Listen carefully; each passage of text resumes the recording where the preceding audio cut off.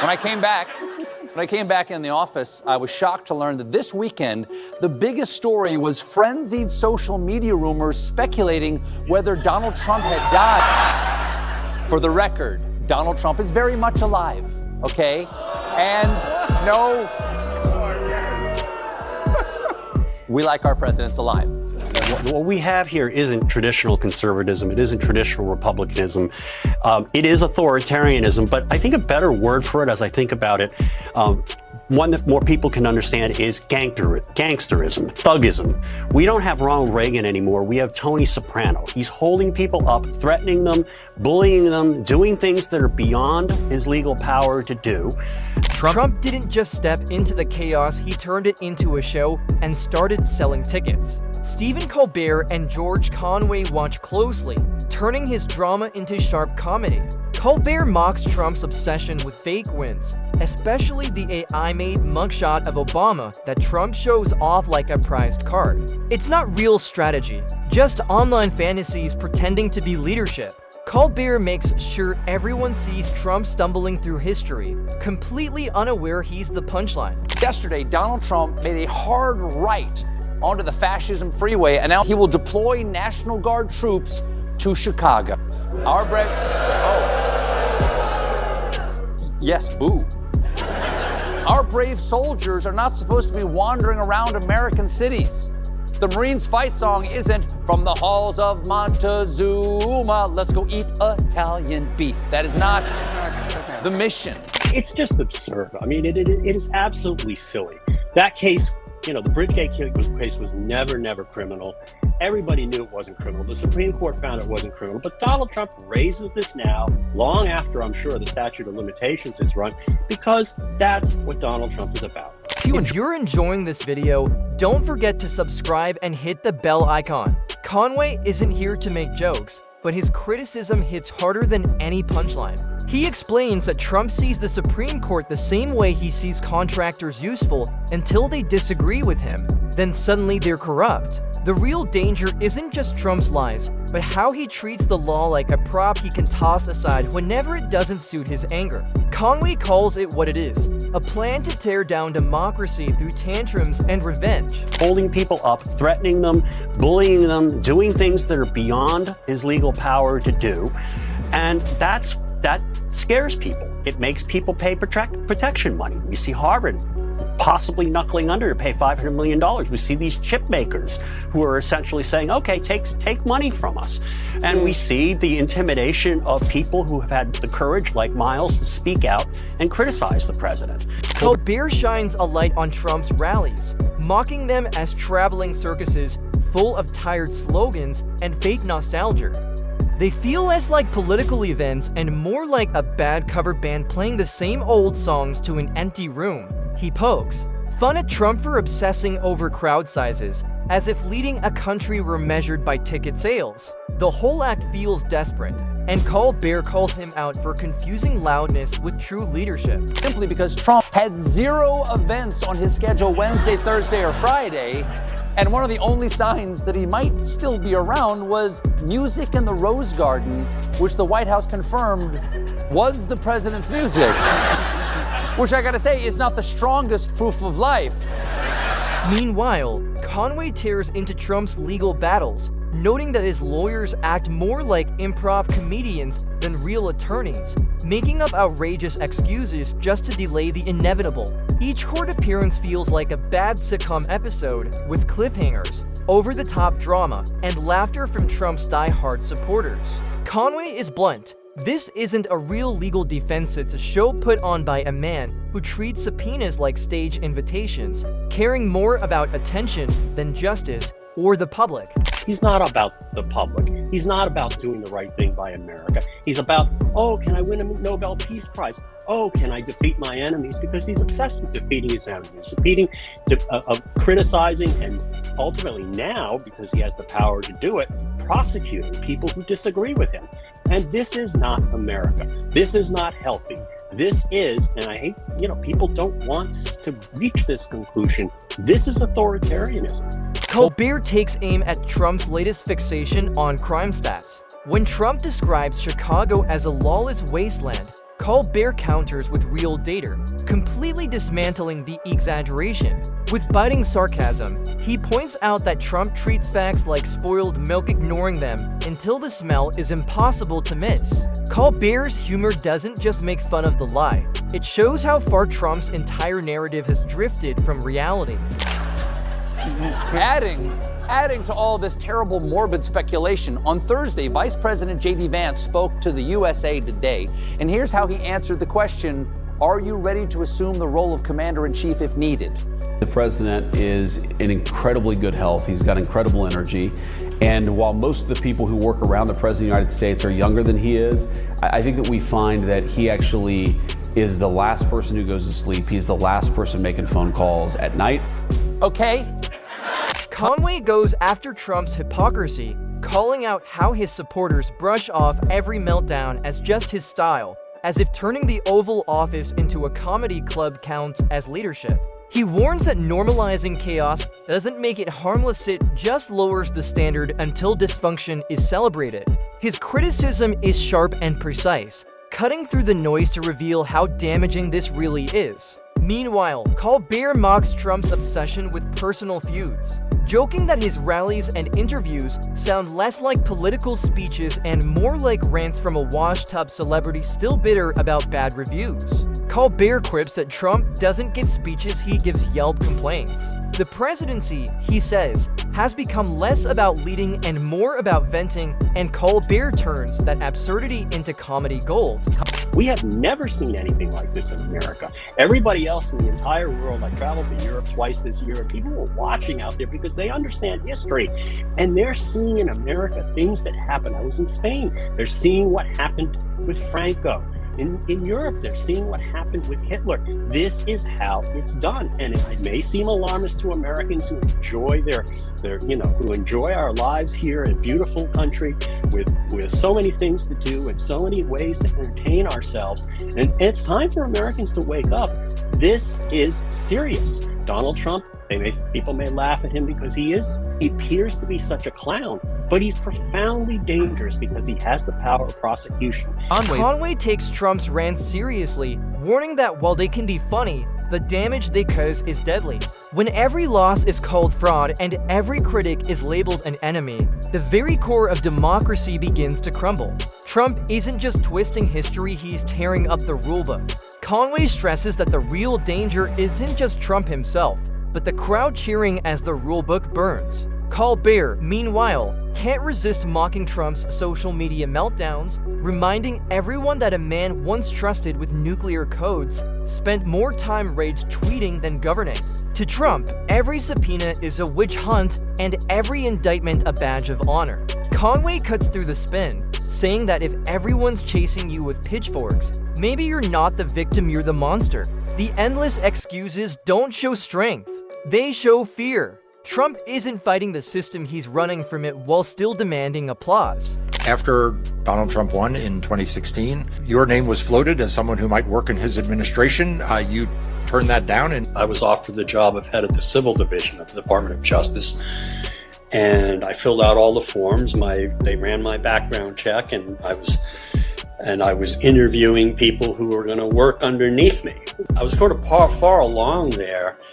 And then I just started having this queasy feeling like I don't really want to work in this administration because what I saw was a shit show and a dumpster fire. The circus gets even uglier when money enters the picture. Colbert mocks Trump's latest schemes, from overpriced sneakers to digital trading cards, laughing at how a former president has been reduced to selling merch like a desperate influencer. The dignity of the Oval Office now feels more like a home shopping channel. Colbert roasts the ridiculousness of someone trying to fund a legal defense the same way teenagers raise money for their YouTube dreams. Conway, however, doesn't find it funny. He tears into the grift, warning that every dollar funneled into Trump's pocket is a dollar stolen from real political debate. This isn't a movement built on ideas, it's a business built on invoices. Conway exposes it for what it truly is, a pyramid scheme, with Trump cashing in while his supporters are left with nothing but receipts. Colbert adds another layer of irony, pointing out that Trump wraps himself in symbols of patriotism he clearly doesn't understand. It's not love of country, it's a performance. A cheap stunt meant to fool the crowd and keep his most loyal fans cheering. Today, I gotta say this, today Donald Trump's horoscope should have warned him he'd have a surprise run-in with a long-lost pervert, because the story of his disturbing friendship with Jeffrey Epstein keeps getting more. Earlier this summer, the Wall Street Journal reported that back in 2003, Trump contributed to a book for Epstein's 50th birthday. Conway cuts even deeper, warning that the real danger isn't just Trump's theatrics, it's the slow destruction happening underneath. While Trump hugs the flag for photo ops, Conway says he's quietly tearing apart the Constitution. The biggest threat isn't the jokes or the memes, but the dangerous precedent that truth and the law can be treated as optional. Conway reminds everyone that these punchlines have real-world consequences. Colbert, meanwhile, highlights how Trump can't stop broadcasting his grudges like a broken megaphone. Every insult he throws ends up backfiring, making him the most mocked president in late-night history. While past presidents aimed for dignity, Trump turned the White House into a non-stop open mic night, except the jokes were unintentional, and the crowd was laughing at him, not with him. In a time when most public figures hope their scandals disappear, Trump made sure his lived on forever, preserved in memes and comedy sketches. We have books talking about, Joe Biden not being alert 12 hours a day. It's like, okay, but he's not a sociopath and he's not going to blow anything up randomly. And he's, we can talk about almost everything else except the fact that this guy is a deranged moron. And so, the problem is that we have completely normalized this to the point where we can't deal with it. We can't deal with it. The rest of the world can't, they can do that. Their leaders understand it, right? They're not going to say that to him, but everybody already accepts that he's a lunatic. Colbert reminds everyone that the man who once bragged about being the world's greatest negotiator can't even cover his own legal fees without begging his supporters for donations. Conway adds that the only real deal Trump has ever delivered is draining his followers' wallets. The laughter builds as Trump's latest rallies become the focus. He repeats the same worn-out slogans with all the passion of someone reading a ransom note, while his supporters cheer as if they've never heard them before. Comedians marvel at how he manages to bore even his most loyal fans. Colbert paints him as a man desperate for applause, but completely blind to the fact that he's starring in a comedy written by others. Conway goes after Trump's revolving door of aides and advisors, pointing out how quickly he cycles through them. Colbert adds a joke that Trump practically needs an HR department just to keep track of all the firings. The irony is sharp. The man who built his brand on saying you're fired can't seem to keep anyone willing to stay. The announcement during an Oval Office event yesterday where he added insult to invasion. Chicago is a hellhole right now. How dare you, sir? Chicago is not a hellhole right now. Chicago is not a hellhole until February. Then it is a sub-zero windswept vista of frozen Lake Michigan. The jokes cut deepest when they focus on Trump's obsession with appearances. Desperate to never look weak, he ends up exposing his insecurity with every move from his orange spray tan to his dramatic comb-over. Colbert quips that future historians won't debate his policies, just his tanning shades. Conway drives the point home by saying Trump spends more time fixing his hair than fixing the country's problems. They also dig into his constant battles with the law. Courtrooms have become like a second home, with each indictment adding another chapter to his endless saga of playing the victim. Even as evidence piles higher than Trump Tower, Colbert mocks the drama, noting how the man who once bragged about being tough now panics at the thought of a deposition. He jokes that one day, historians will study Trump's all-caps rants as tragic comedy, proof that the Oval Office once doubled as a paranoid digital diary. Conway sums it up perfectly. Trump's idea of leadership is hitting send before stopping to think. And the letter he wrote was a Picasso of pervitude. According According to the Journal's reporting, his note was framed by a hand-drawn outline of a naked woman and featured what appeared to be the future president's signature as a squiggly Donald below her waist, mimicking pubic hair.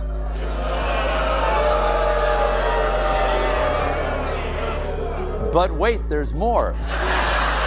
The note read in part, "Happy birthday, and may every day be another wonderful secret." They don't hold back when it comes to Trump's business legacy either. Once praised as a golden empire, it's now more of a warning sign, a mess of risky loans and empty branding. Colbert jokes that the only real value in Trump properties these days is the endless comedy material they provide. Conway cuts deeper, saying Trump's biggest export has never been real estate, but scandal.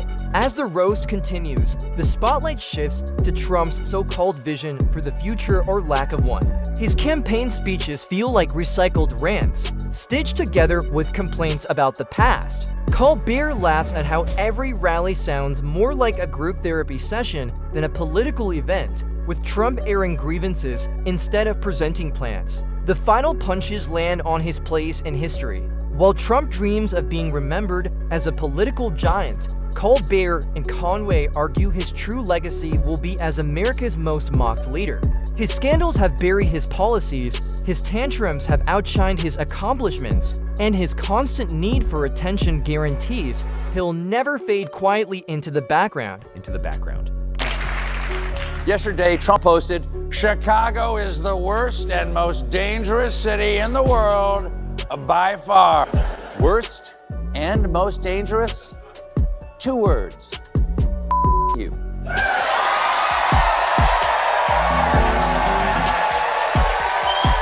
Instead of being carved into marble, Trump's legacy will live on through punchlines, each retelling harsher than the last. Colbert and Conway leave us with the image of a man who craved power but ended up a symbol of ridicule. He once imagined towering monuments in his honor, but instead, he's been immortalized in memes and late-night jokes. Trump wanted absolute loyalty, but what he created was a cycle of betrayal and disappointment, even from those closest to him. His story plays out not as the grand epic he envisioned, but as a tragic farce where vanity clashes with responsibility. Every mistake adds another chapter of comedy, providing endless material for satirists. What Trump sees as attacks are really just the echoes of his own contradictions. For comedians, his legacy is a never-ending source of jokes. For Trump, it's a lasting humiliation etched deeper with every scandal, gaffe, and misstep that defined his time in the spotlight.